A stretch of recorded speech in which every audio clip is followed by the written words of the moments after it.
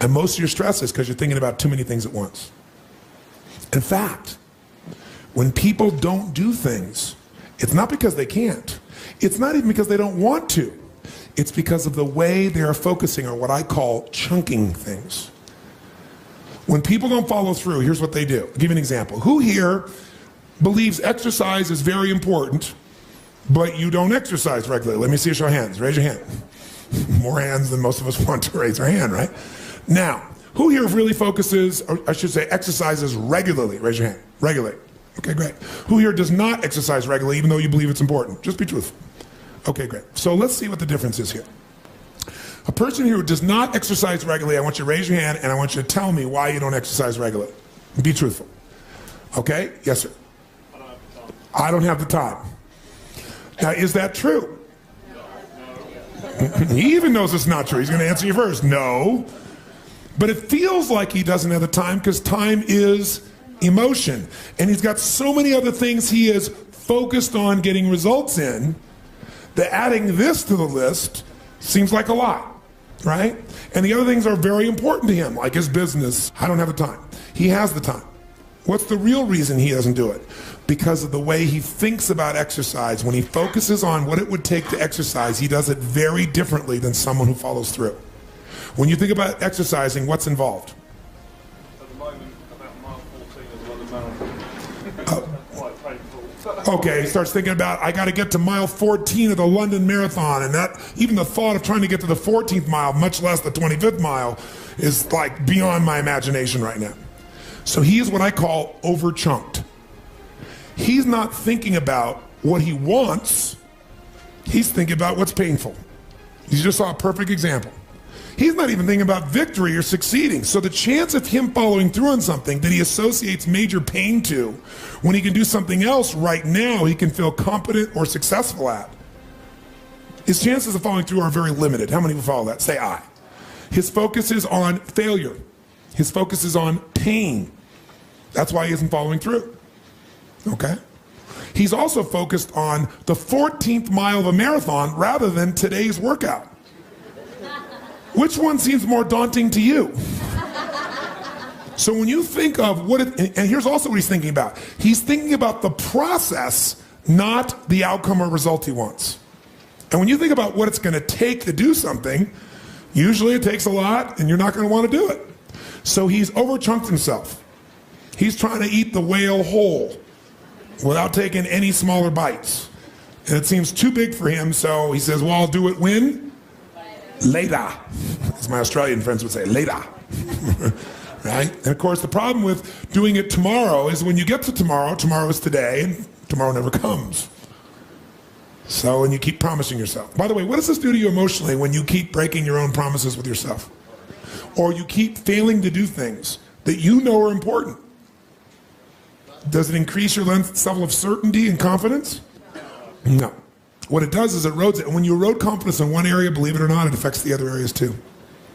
Do you believe me on that? Don't believe me. What about your own life experience? Maybe not one area, but it starts to be multiple areas. It sure does. Another reason why somebody doesn't exercise or do anything is because they don't just chunk it too big, they chunk it in too many details. I'll give you a perfect example. So I asked somebody one time, I said, okay, how important is exercise? Oh, exercise is extremely important. Really? Okay, good. And tell me, why don't you exercise regularly? Well, I just don't have time. Okay, everybody gives that answer. That sounds wonderful. So tell me though, don't tell me about how much time you don't have. Tell me this. When you think about exercising, what do you think about? Which is a way of saying, what do you focus on? And so this woman says to me, well, my gosh, I mean, what do you mean what do I think about? Well, let's say I said to you, you got to start exercising and I'm going to put a gun to the head of your children and I will do very horrible things and hurt them badly if you don't exercise. Could you do it? Oh yeah, I could do it. You know, if some mafia person came here and said, I'm going to kill your children if you don't exercise every day, how many think you could find a way to exercise every day, no matter what your time constraints may be? So remember this. Remember this. Change is never a matter of ability. It's always a matter of motivation. I'll say that again. Change is never a matter of ability. It's always a matter of motivation or drive, having strong enough reasons. If you got a strong enough reason, you could figure out the time, couldn't you? So the biggest part of life and time management is knowing what you want and having enough reasons to follow through. But there is one more piece. If you make enough reasons to follow through and you know what you want, but you make the task overwhelming, you'll be overwhelmed. So I said to her, forget what I said. Let's just say you're really going to start exercising. You're going to do it regularly. How would you do it? What's involved with exercising? What's involved with exercising? What do you focus? She goes, well, if I was going to work out regularly, I'd have to find a club to join. I said, okay, well, so then what? She goes, well, you want to know the whole process? Yes, tell me the whole process of what it would take to exercise. She goes, oh my God, I'd have to get on the web and search for like all the exercise places around my home. And then I have to look through those and see which one is probably closest or which one is probably nicest. And I don't really know, so I probably have to search on the web and like read about each of them and get a sense and see the pictures of the place. But of course, it's never the way they really show it to you. They always show you the best pictures. It's not really that nice. So then I have to get in my car and I got to find these places. So I have to Google the location and look it up. And then I drive there. A lot of times the instructions are wrong on Google. So sure enough, I get the place that's not even the right place. And then I have to call the place on my cell phone. Then after I call the place, I got to write down the directions. Of course, I probably don't have a pen. I mean, you know how it is when you're driving. And so finally I get a pen, I draw down the directions, or try to remember in my mind, and I get to the place, and now I got to get a ticket. You know how you get that ticket, and then I got to go find a parking space.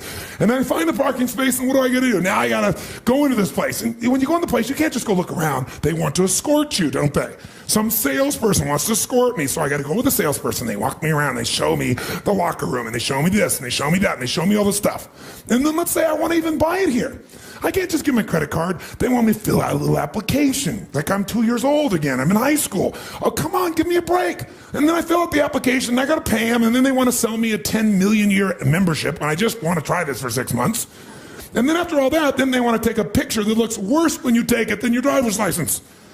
Plus, after that, now what I do? Now I got to flash the card, go into work out. And what I got to do to work out? I got to take off all my clothes, and I got to hang them up in this tiny little locker where my stuff doesn't really fit, and it's going to get wrinkled, and I know it's going to fall off, and it's going to get wrinkled, and it's going to be terrible. And so let's say now I do that, and so I go to the first station. I got to figure out which station to go to, so now they probably want to give me some trainer who's going to tell me what to do. But let's say I do it on my own.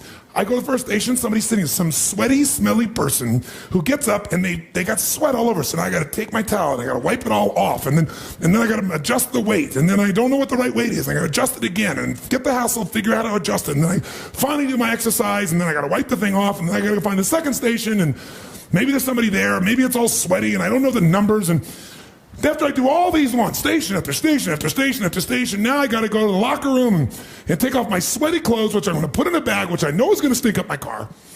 And then I got to go in and take a shower, and maybe I'll first do a steam room or something, but then I'm going to see body parts of other people I don't even want to see. And then I got to go and I got to do my hair and I got to do my makeup all over again. Got to start all over my makeup and do the whole thing and all these little pieces. And then I got to put on my now wrinkled clothes. And now I can't even just leave. I got to go to the front and I got to get my ticket stamped so I don't have to pay for it. Then I got to find my car, which I forgot where it is. And then I got to show it to the guy and then I drive out. That's what it takes to work out. Well, what does it take to eat? Just do it.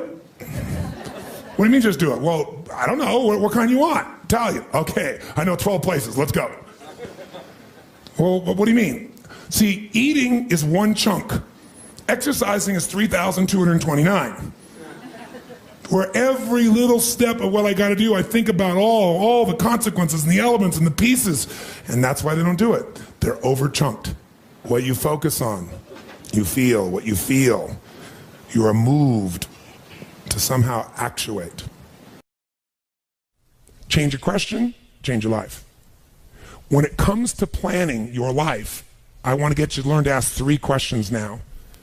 And the first one is not, what am I going to do? And how many understand why now? Say I. The question you want to ask yourself is, what do I want? What's my outcome? What's my result? The word RPM, the first one, is to get you focused on the target. The target is not the activity. The activity can change. It's what's the result I'm after. If you know exactly what it is you really want, what you desire, what you're really after, clarity is power. The more clear you are on specifically what you want, the faster your brain can get you there. But if you're generally saying things like, what do I want? Well, I want more money. Fine, here's $1, get out of here. Did you achieve the outcome? Yeah, when you're that general, You think you're not getting your goal, you are. The way you language your goal, the way you think about it, you're receiving it. I want to feel a bit better. I want to lose some weight. Fine, you lost a pound, you're done. Because your brain's like a servo mechanism in a bomb and a missile. The old days, you shoot a missile and the target was going, and if you missed the trajectory, you missed it. Today, what happens when the missile's not on course? What happens? It locks on the heat signature, and what does it do? It moves and follows it. That's the way your brain is if it knows the outcome, if it knows the result. So RPM starts with, I got another result. This is a results planning system. The rapid planning method, but you can think of it as a results planning system. I need to know the result I'm after before I ever ask myself what to do. That takes more time, but it's worth it. Now, for time's sake, I'm not going to do this with you right now, but I'll tell you what I do when I've taught this to people and I've got a full weekend to do this in. Just give you a picture. If I asked you right now to write out your name, your full name. Now, some of you abbreviate your signature, but write out your full name in cursive. Go and do that one time. Write out your full name in cursive. I can't even use the word cursive. Is that really the word people still use? It means in handwriting, I guess, but in cursive. Just write it out full name, because you can do this later on. Now, if I had you get with a partner, and you can try this later if you want. I'm just going to tell you because I don't want to take the time because we have such limited time today. And I have your partner say to you with a stopwatch here, okay, ready? And I go, go. And you write it out. And you tell me when you're done. I go, stop. And I write down how long that was. So let's say you wrote out your signature and it took 5 seconds. And then I say, ready? Write it out. Ready? Go. You tell me when you're done. Stop. And I write down 5 seconds. If I have to do that 10 times, you'll find in the beginning, you'll be, let's say, 6 seconds. I'm making it up. Everybody's signature is different. And you probably might get down to as little as 5 seconds. If you have like an iPhone, you could do it as a digital stopwatch. You could see the milliseconds. Then I say to you, I want you guys to write every other letter in cursive. In other words, you're going to write half as many letters. How long do you think it would take to do it? Half as much time? Most of you, it'll take twice as much time in the beginning, and then eventually, what's interesting is, if I do it 10 times, and the last 2 or 3, and this makes no logical sense, and again, I don't want to take the time to have all of you do this 10 times, 10 times, 10 times, but you can go do it on your own, I'll just tell you the result. In most cases, even though you're doing half as many letters, you cut it by 2/3 the time.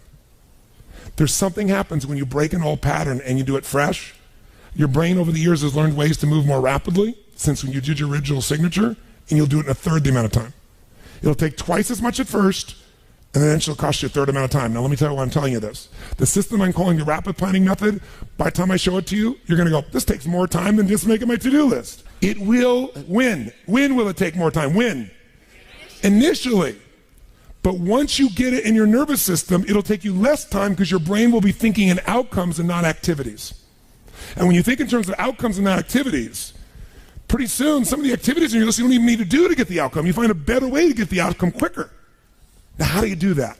Yes, 3 questions. Question 1, what is my result? What is my outcome? What is it I really, truly want from this? If you're going back next week, and you say this next week, what are the most important what? Outcomes for me to get this week in my business? And you just write those outcomes out, not your action items, the outcomes. If you do that and nothing else, you'll be ahead of the game. And if you just keep looking at those outcomes every day, how am I doing on that outcome? Your brain will come up with ways to get to that outcome. I promise you. Focus on outcomes, not on activities. Action for most people, activities, most people may mistake movement for achievement. They mistake action items and to-dos for achievement. We're after the achievement. Are you with me on this? Yes or no? Yes. It's a different way of thinking, and I think all of you inherently have it. But if you make this ritualized, just like the things you've learned this week, they're all great, but if you don't systematize them, they'll work when you do them. But if you systematize them, right, and you see like Mr. Hallman here, where he goes in and just does it and makes sure it's being done again, or what you've seen Chet do, or what I do. You just do it over and over again, you don't miss it. Now the results are geometric. So I want to get you to systematize the thinking, whether you do it visually the way I'm going to show you or not. So, first question. What's the result I'm after? What's the ultimate result? What do I want out of this week, out of this thing, out of my business, out of my life, for my body? And you want to be as what as possible when you describe that outcome, that result. As what? Clear. As clear and specific as possible. Generalities will confuse you. So it might take you longer than just writing down call so-and-so to think, if I'm calling my son I'm going to call Jarek, or I'm going to call my brother.